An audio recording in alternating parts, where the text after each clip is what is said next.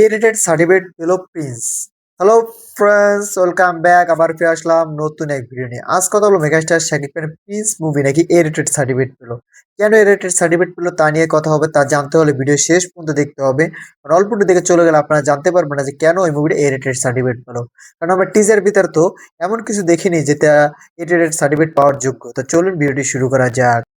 Prince মুভির teaser আসার পর অনেক সমালোচনা হয়েছিল, কারণ এই মুভির ভিএফএক্স এমনকি মিউজিক নিয়ে কিন্তু অনেক সমালোচনা হয়েছিল, সেটা কিন্তু এখনো হচ্ছে। এই সমালোচনা থামানোর জন্য প্রিন্স টিম কিন্তু একটি কাজ করতে পারতো, একটি ট্রেলার লঞ্চ করে দিতে পারতো ভিএফএক্স এ কাজ কমপ্লিট করে।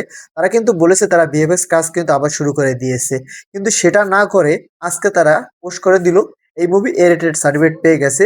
সেই সেন্সার সার্টিফিকেট তারা পোস্ট করে দিয়েছে, মানে সেন্সার সার্টিফিকেট পোস্ট করে তারা কনফার্ম করে দিয়েছে তারা ঈদে আসবে, সেটা শিওর।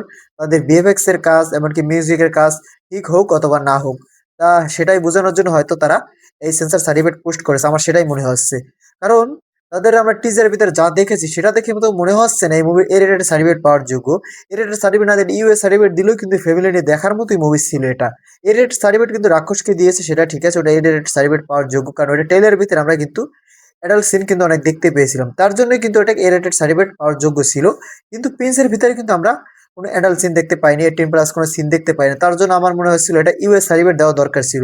ইউএস সার্টিফিকেট মানে সমস্ত দর্শক কিন্তু এটা দেখতে পারতো। এর একটা সার্টিফিকেট মানে এখানে 18+, মানে এটা প্রাপ্ত বয়স্ক কিন্তু সিলেক্ট করে দেওয়া হয়েছে এই বয়স্ক লোকদের জন্যই এই মুভিটা। এখন দেখা যাক এই মুভিটা সামনে দিয়ে কি করতে পারে। অন্যদিকে কিন্তু ঈদ ঘনিয়ে আসছে, এখনো কিন্তু এই মুভির ট্রেইলার বা কোনো গান কিন্তু এখনো রিলিজ দেওয়া হয়নি।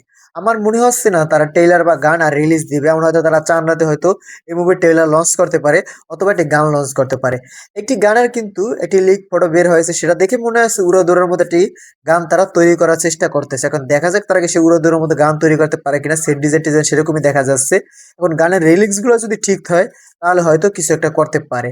অন্যদিকে কিন্তু রাক্ষসে একটি গান রিলিজ পেয়েছে, সেই গানটার কিন্তু রিলিক্সের কোনো আগামাথা নাই। সেটা দেখে মনে হচ্ছে না যে প্রিন্স টিম এই ভুলটা আর করবে।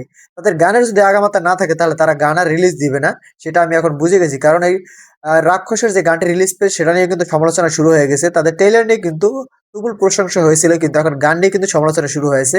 কারণ গানের মিউজিক টিউজিক সবই ঠিক আছে, কিন্তু গানের লিরিক্সের আগাহোগা নাই। সেটা দেখে মনে হচ্ছে কোনো এআই দিয়ে তারা গান জেনারেট করে সেই গানটি রিলিজ করে দিয়েছে। আপনাদের রাক্ষসের গানটি কেমন লাগলো অবশ্যই আপনারা কমেন্টে জানিয়ে যাবেন। আর এই মুভিটা কি এ রেটেড সার্টিফিকেট পাওয়ার যোগ্য কিনা সেটাও আপনারা কমেন্টে জানিয়ে যাবেন। ভিডিওটা যদি ভালো লাগে বেশি বেশি করে শেয়ার করবেন, সবাই ভিডিওটা দেখতে পারে। আর যারা যারা এখনো আমার চ্যানেল সাবস্ক্রাইব করেনি চ্যানেলটি সাবস্ক্রাইব করবেন, যারা করেছেন তাদেরকে অসংখ্য ধন্যবাদ। টিল দেন টেক কেয়ার, দেখা হবে নেক্সট কোনো ভিডিওতে। ততক্ষণ ভালো থাকুন, সুস্থ থাকুন, বাই বাই।